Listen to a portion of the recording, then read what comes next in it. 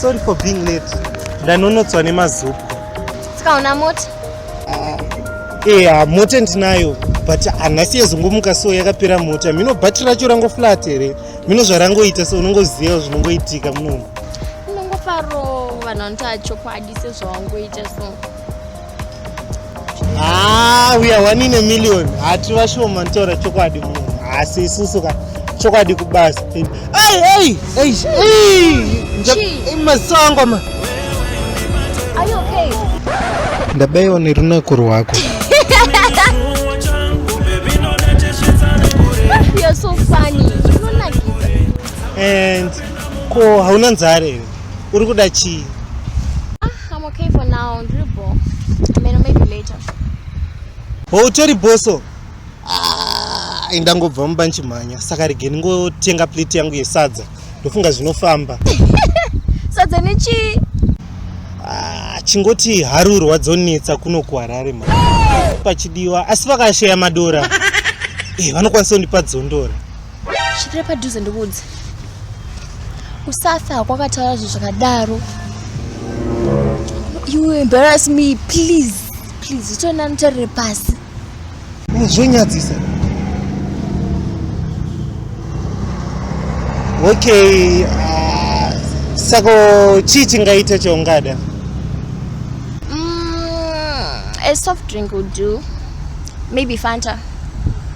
Alright, kafanda ka babes. Kafanda ka babe. Gerimbotora pa kwa.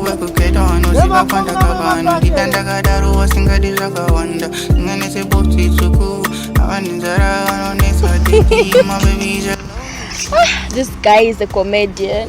It's so much fun. Madiko sefera. Isa wajimbara. Ya phone ndachungoka nemusikana kwanzi kuda mafanda. Mafanda anabara mbara ayewa mbara. Ayewa batani apa. Haziriwo mafanda. Batani apa mbara.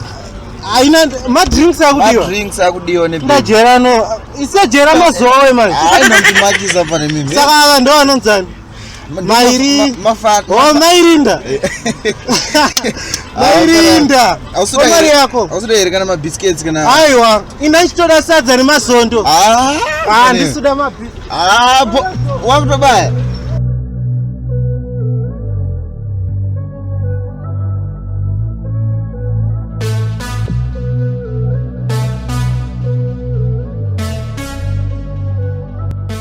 Elton made this one. Hasta PwaakaSkits.